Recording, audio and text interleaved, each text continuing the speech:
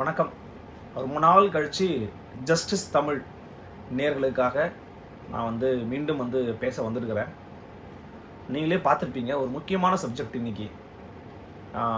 விசிகாவின் தலைவர் மரியாதைக்குரிய அண்ணன் திருமாவளவன் அவர்கள் பார்த்தீங்கன்னா ஒரு பொது மேடையில் பேசுகிற போது ஒரு முக்கியமான விஷயத்தை பற்றி பேசியிருக்கிறாரு.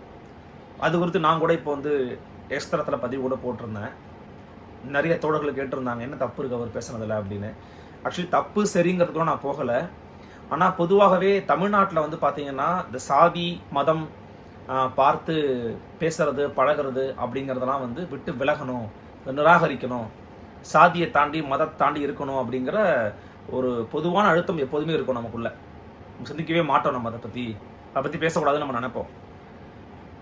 அந்த தீண்டாமையை கூட ஒழிச்சிடலாம், ஆனால் அரசியல் தீண்டாமையை ஒழிக்க முடிய மாட்டேங்குதுப்பா. திமுககார் அதிமுககார்ட்டையோ அதிமுககார் திமுககார்ட்டையோ கூட பேச மாட்டேங்கிறாங்க, பொண்ணு கொடுத்து பண்ணுக்க மாட்டாங்க இப்படின்னு ஒரு சொலவடை ஒன்று ஒரு பொதுவாக பேசுவாங்க. அந்த அளவுக்கு ரொம்ப டீப்பாக எதிர் துருவமாக இருப்பாங்கன்னு சொல்லுவாங்க. அது ரொம்ப ஒரு தவறானது. அடிப்படையில் அதுவே ரொம்ப பிழையானது தான். ஸோ அந்த பிழையை சுட்டி காமிச்சு நிறைய பேர் பேசுவாங்க. இன்னைக்கு அந்த சூழல் மாறிக்கிட்டு இருக்கு. ரொம்ப வரவேற்கத்தக்க ஒரு விஷயம் இல்லையா அது, இன்னைக்கு சூழல் மாறுறது. உதாரணத்துக்கு இப்போ முதலமைச்சர் விஜய் அவர்கள் முதலமைச்சர் ஆகணும்னு என்ன பண்ணாருன்னா, முன்னாள் முதலமைச்சர் திரு மு.க. ஸ்டாலின், உதயநிதி ஸ்டாலின், அன்புமணி ராமதாஸ், நாம் தமிழர் கட்சியினுடைய ஒருங்கிணைப்பாளர் சீமான், இப்படின்னு பல பேர், விசிகாவின் தலைவர், எல்லாருமே போய் பார்த்தாங்க. சிபிஎம், சிபிஐ, இப்படி கூட்டணியை கடந்து கட்சிகளை கடந்து அவர் பாஜகவை தவிர மிச்சம் எல்லாரும் போய் பார்த்தார். இன்னொன்று, பாஜகவில் பெருசாக ஒரு லீடர்ஸ் கேப்பபிலிட்டி உடைய ஆட்கள் பெருசாக இல்லை அப்படிங்கிறனால அவங்கள ஒப்பீட் பண்ணிருக்கலாம். ஓகே, ஃபைன், புரிஞ்சுக்கலாம். பட் ஆனால் அந்த ஒரு மாண்பு இருந்துச்சு, எல்லாரும் போய் பார்க்கணும் அப்படிங்கிற எண்ணம் இருந்துச்சு. அது ரொம்ப வரவேற்கத்தக்கது. அது ஒரு அரசியல் தீண்டாமையை ஒழிக்கக்கூடிய ஒரு வேலை எல்லாரும் பாராட்டினாங்க. இப்போ அதே மாதிரி தானே மற்ற விஷயங்கள் நம்ம பார்க்கணும். உதாரணத்துக்கு என்ன சொல்கிறாருன்னா, கலைஞருடைய பேனா நினைவு சின்னத்தை வச்சா அதை நான் உடைப்பேன்னு சொன்னவர் சீமான். என் அன்பு சகோதரர் சீமானோட கொஞ்சம் குழாவுகிறார்கள், நான் எதிரியாகி விட்டேன் அப்படிங்கிறது. இப்போதும் திமுக காரங்க எனக்கு தெரிஞ்சு விசிகாவை எதிரி அப்படியே கவனத்தை வச்சு பார்க்குற மாதிரி எனக்கு தெரியல. அவங்க ஒரு எதிர்ப்பு சக்தியாக, ஒரு முரண்பாடு உடைய ஒரு கட்சியாக விசிகாவை அவங்க பார்க்கல. நம்மளோட கூட்டணியில் இருந்தாங்க, அங்கே போய் சேர்ந்துருக்கிறாங்க. வெளியிலிருந்து ஆதரவு என்று சிபிஐ சிபிஎம் போல இல்லாமல் அவங்க ரிவார்டு கொடுத்தாங்கன்னு அதை ஏற்றுக்கிட்டு அமைச்சரவையில் பங்கு வகிச்சிருக்கிறாங்க. ஏன்னா நீங்கள் தான் ஆர்எஸ்எஸ் பெத்து போட்ட புல்லுன்னு சொல்லிட்டு நீங்களே அவங்களோட போய் இணையலாமா அப்படிங்கிற ஒரு கேள்வியை அடிப்படையில் எல்லாரும் வச்சு அதை முன்னெச்சு பேசிட்டு இருந்தாங்க. ரைட், சரி, ஓகே.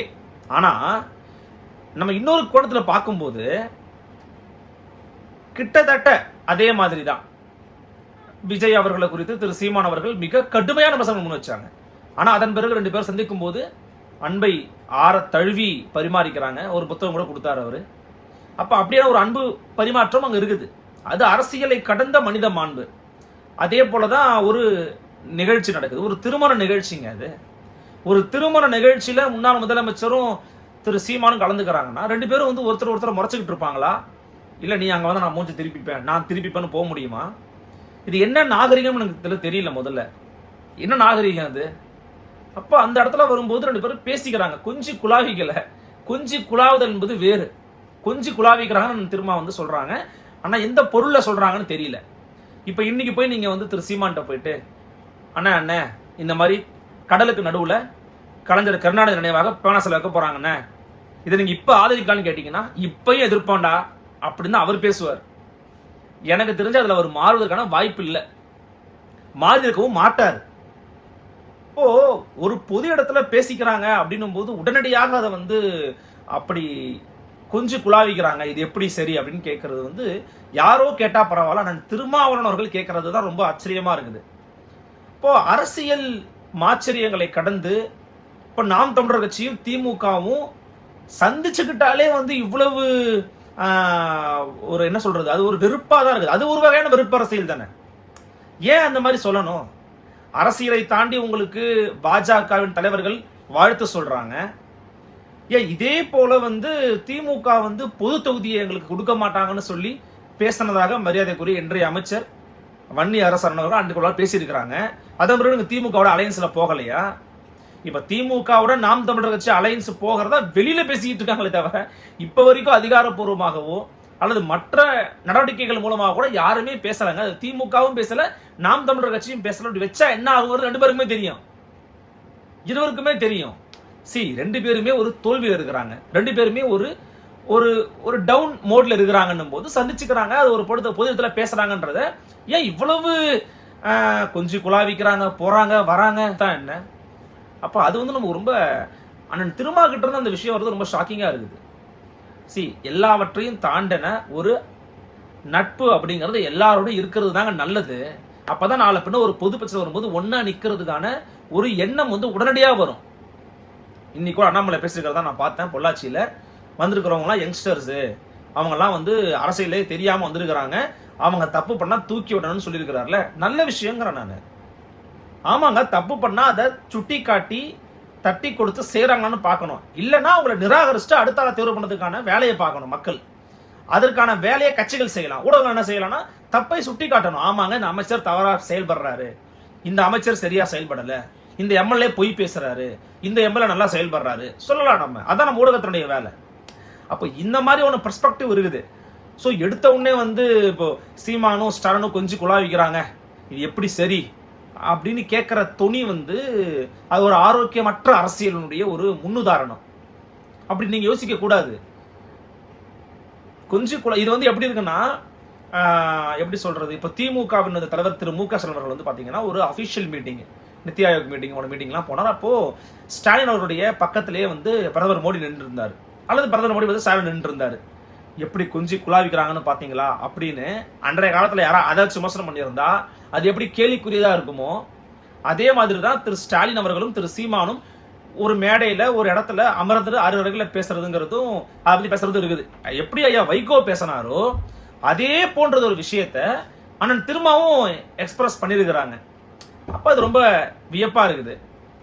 அப்ப அரசியல் மாண்பு அப்படிங்கிறது வந்து பாத்தீங்கன்னா கொள்கை மாச்சரியங்களை கடந்ததான் பொதுவாகவே இருந்திருக்குது. அல்லது தமிழ்நாட்டு உணர்வுகளை பிரதிபலிக்கக்கூடிய நபர்களோடு இருக்கக்கூடிய ஒரு ஒரு நட்புறவுனே கூட சொல்லலாம். அது பொதுவாகவே இருக்கும். இப்போ நாம் தமிழர் கட்சி வந்து ஒரு மாநில கட்சியா அங்கீகாரம் பெற்ற ஒரு கட்சி, 8% சதவீத ஓட்டு வங்கி வாங்கி. அது காங்கிரஸ் பாஜக எதிர்க்கிற ஒரு கட்சி. கிட்டத்தட்ட திமுகவுக்கும் அதே நிலைப்பாடு தான். ஆரம்ப காலகட்டத்தில் அவங்களும் காங்கிரஸ் பாஜக போன்ற தேசிய கட்சிகளை ஆதரிக்க கூட தன்மையுடைய ஒரு கட்சி கிடையாது. இன்னைக்கு அதனுடைய வரலாறு வேறங்க, அதனுடைய தோற்றுவாய் அப்படி கிடையாது. அதே மாதிரிதான் நாம் தமிழர் கட்சி, அந்த தோற்றுவாய் அப்படி கிடையவே கிடையாது. அப்போ இன்னைக்கு வந்து பொது வேட்பாளர் அப்படி இப்படிலாம் பேசுறத அந்த கட்சிக்காரங்களும் ஆமான்னு சொல்லல, ஆமாங்க பேசிட்டு இருக்கணும்னு சொல்லல. திமுகவும் எங்களுக்கு சீமான் வேணுங்க, விஜய் எதிர்க்க எங்களுக்கு சீமான் வேணுங்கன்னு அவங்களும் சொல்லல. ஏதோ ஒரு இடத்துல இருந்து பரப்பப்பட்ட ஏதோ ஒரு ரூட் வழியா வந்துகிட்டு இருக்கிற ஒரு விஷயத்தை வச்சுக்கிட்டு இதுதான் உண்மைன்னு நம்மளா பேசிக்கிட்டு இருக்கிறது நம்ம நேர விரயம் தான். ரெண்டு பேருக்குள்ள ஆசையோ விஷயமோ வெளியில வரப்போகுதுங்க. கத்திரிக்காய் முத்தினால் கடை தெருக்கு வந்துதான் ஆகணுங்கிறத போல கட்டாயமா வரும்போது பாத்துக்கலாம், வரும்போது விமர்சனம் பண்ணுங்க, வரும்போது பேசுங்க. எங்க போயிட போறாங்க ரெண்டு பேரும்? அதுக்காக இது எப்படி என்ன ஆகும்னா, நாளை பின்ன சந்திக்கலாம் நினைக்கிறவங்க கூட ஐயோ வேணாம் சந்திக்க வேணாமான்ருவாங்க. பொது இடத்துல சந்திக்கிறத பத்தி என்னங்க பிரச்சனை உங்களுக்கு? சந்திக்கட்டும், பேசட்டும். சரி, பெரியாரை வந்து மிக கடுமையாக விமர்சனம் பண்ணாரு நாம் தமிழர் கட்சியின் தலைவர் திரு சீமான் அவர்கள். அவரோட நீங்க போய் செல்ஃபி எடுத்துக்கிட்டீங்களே, திரு சீமான், திருச்சி சிவா, அண்ணன் திருமாவளவன் 3 பேரும் செல்ஃபி எடுத்துட்டீங்களே. முரண்பாடுகளாக இருந்தாலும் நாங்க பேசிக்கிறோம், செல்ஃபி எடுத்து ஏன் செல்ஃபி எடுத்துக்கிட்டீங்க? அவர் உங்கள் கொள்கை தலைவர் தந்தை பெரியாரை விமர்சனம் செய்திருக்கிறார். அவருடைய மொழி கொள்கையில் அவருக்கு இருந்த முரண்பாடுகளின் மூட்டையாக பெரியார் இருந்திருக்கிறார் அப்படின்னு அவர் ஒரு விமர்சனத்தை வைக்கிறாரு. மிக கடுமையான முறையில் தமிழ்நாட்டில் இந்துத்துவ சக்திகள் திராவிடத்தின் ஆணிவேரான பெரியார் அசைத்து பார்த்ததை விட உலுக்கி பார்த்தவர் சீமானாக இருந்திருக்கிறார். அப்படி இருந்தப்ப அவரோட ஏன் நீங்க ஒரு செல்ஃபி எடுத்துக்கிட்டீங்க, சுயப்படமையா எடுத்துக்கிட்டீங்க?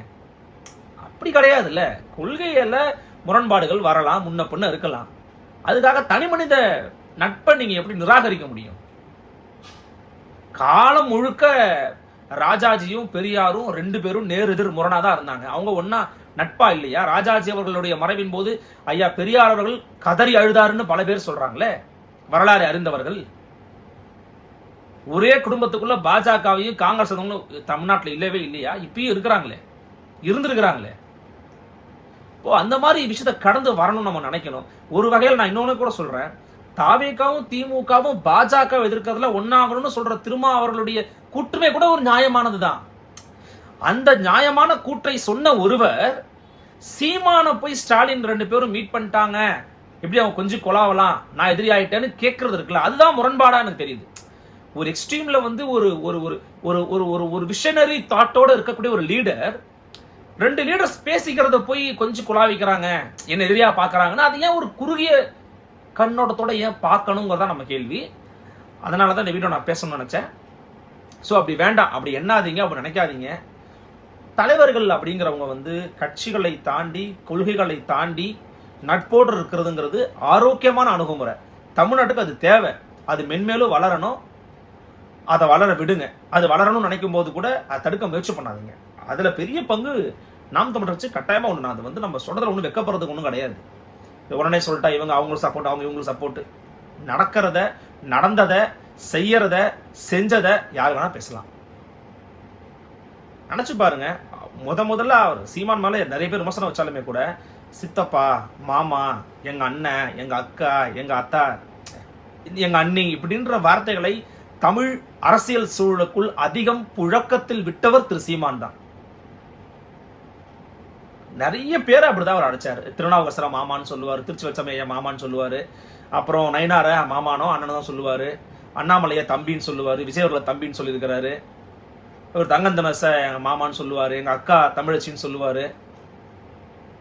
அப்படி எடப்பாடி பழனிசாமியவே எங்க சித்தம் பெரியப்பா ஆச்சுதான் அப்படிங்கிற மாதிரி தான் அவர் சொன்னாரு. ஸோ அது வந்து அது ஒரு இதை குறித்து ஒரு முறை வந்து நடிகர், மறைந்த நகைச்சுவை நடிகர் திரு விவேக் அவர்களே பதிவு பண்ணியிருக்கிறாங்க. அது ஒரு நல்ல பண்பு, நல்ல மரியாதை அதுன்னாரு.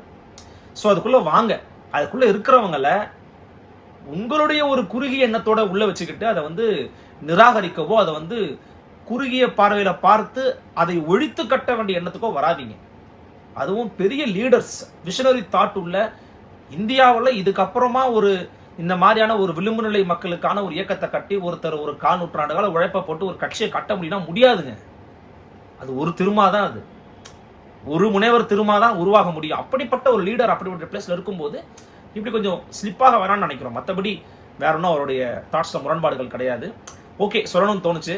நன்றி. மற்றும் ஒரு வீடியோவில் சந்திக்கிறேன். வணக்கம்.